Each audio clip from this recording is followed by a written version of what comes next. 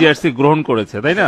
তো এখন আপনি আমি এটা বললাম যে ঘটনা আমি এটা দেখছি। এখন বলেন। এখন প্রশ্ন আছে স্যার, এই যে আমি 4টা কার্ড নিয়ে আসছি বিভিন্ন কোম্পানির, যেখানে লেখা আছে 2 দিন মেয়াদ, 19 টাকায় 2 দিন মেয়াদ।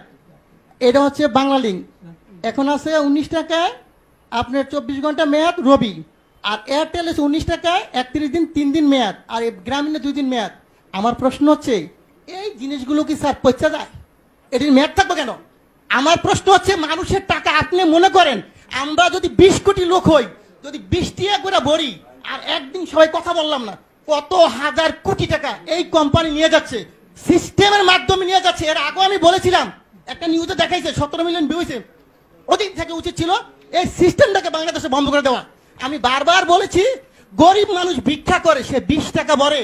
আপনি হয়তো জানেন না, আজকে বললাম সে তার মা মারা গেছে, বাপ মারা গেছে, সে কথা বললো না, তার মানে আমার টাকা চলে যাবে? হয় কেন?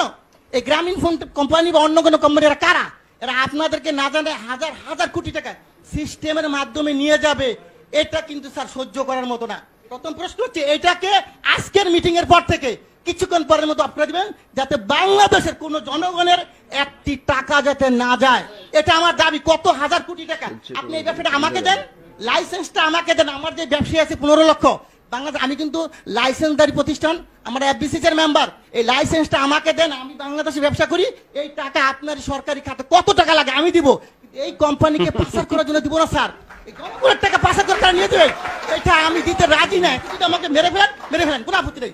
সো এই টাকা পাচার করার কোনো সিস্টেম নাই স্যার। আরেকটা জিনিস আপনাকে বলবো স্যার, আপনি যেটা আজকে পেয়েছে আমি ভাগ্যবান যে আপনি শুনবেন।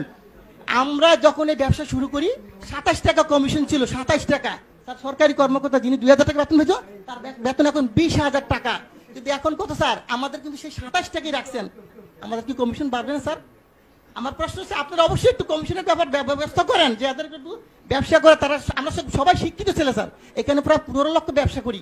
আমরা যারা ব্যবসা করি কোটি কোটি টাকা কামিয়ে দিচ্ছি, কিন্তু আমাদেরকে তো দেখবেন স্যার। আরেকটা কথা, টেলিটক আপনি হয়তো জানেন না। এই টেলিটকের ব্যাপারে আমি একবার বলছিলাম, বিটিআরসির 22 আমি হিন্দু, উনি সম্ভবত আমি জানি না, উনি আমাকে বলে এটা দায়িত্ব তো বাবা আমার না রে ভাই, এটা দায়িত্ব হইলো কার? বিটিআরসি না, টেলিযোগাযোগ। আমি ঠিক আছে, আমি যে স্যারকে পাই বলবো স্যার, আমার আপত্তি স্যার যদি মাইন্ড না করেন, আপনি দায়িত্বটা আমাকে দেন। আমার ব্যবসায়ীরা সবাই মিলে আমরা করি।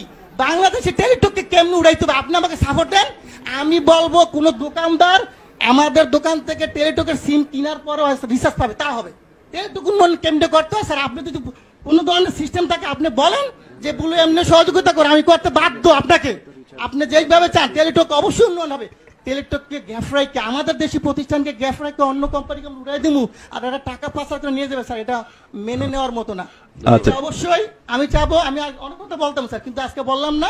এই বিষয়টা আমি চাই যে আপনি টেলিটকের উন্নয়ন করেন, দেশের টাকা দেশে থাকুক। আর এই গ্রামীণ কোম্পানি বা অন্যান্য কোম্পানি মিনিট যে সিস্টেমটা নিয়ে যাচ্ছে, এটা স্যার বন্ধ করে দেন আজকে থেকে।